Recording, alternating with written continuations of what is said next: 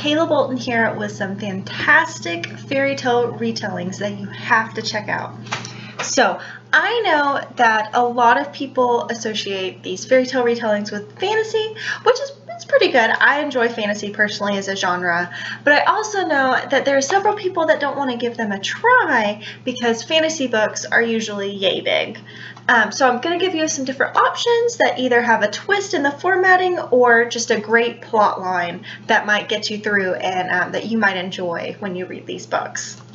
So the first book is Snow White, a graphic novel by Matt Phelan, and all three of the books that I'm going to talk about today have some kind of cover that sort of relates to fairy tales and that can help people identify them, but the covers are just gorgeous, I'm going to be honest.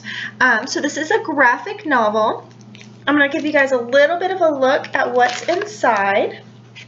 So this book is set in the 1920s. Samantha White has been kicked out of her house by her father, the King of Wall Street, and he is currently enslaved by the evil Queen of the Follies. And instead of a magic mirror, she has a magic ticker tape, sort of going along with the stock market feel of the 20s. So here is a full color illustration. It's a watercolor, and it's muted tones, but they have some really great pops of color, especially red. Red is one of the main colors.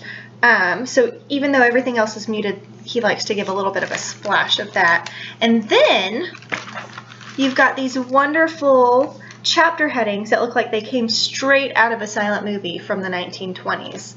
This is a great story. I read it last year and really enjoyed it, and I'm looking to read more by Matt Phelan. So once again, Snow White by Matt Phelan. Next up is Cinder by Marissa Meyer. Once again, we're doing a great cover that obviously tells you it's probably a fairy tale retelling. We've got the shoe, just like the glass slipper, Cinder, short for Cinderella. I never was a big fan of Cinderella as a kid, but I was a big fan of this book. The best part about it to me is that it's set in the future. This is the tagline on the back. It says, "Even in the future, the story begins with once upon a time." How great of a tagline is that? You can see also a little bit of the cyborg part because our main character Cinder is half cyborg. One thing that I really enjoy about this too is that most of the characters in the book are Asian, and usually in the rest of the Lunar Chronicles, we've got some type of diversity going on in it as well. So in this book, Cinder is a half cyborg mechanic, and she is going to try to stop a plot to undermine the royalty in her country. There's a lot of intrigue in here. There's a lot of really good plot twists from the regular Cinderella story. So that is Cinder by Marissa Meyer, and if you want to check out the rest of the series, feel free. It's all finished, and there's also a great set of graphic novels coming out as well. So Cinder by Marissa Meyer.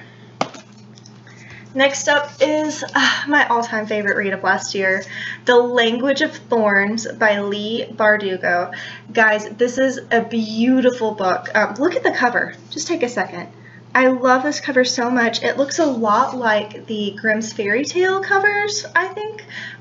This is a collection of short stories. It's 6 short stories set in Bardugo's Grisha universe.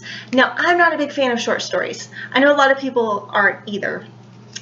But this one is great. All 6 of the stories are highly enjoyable, and they've got some great things to get you going through the book as well.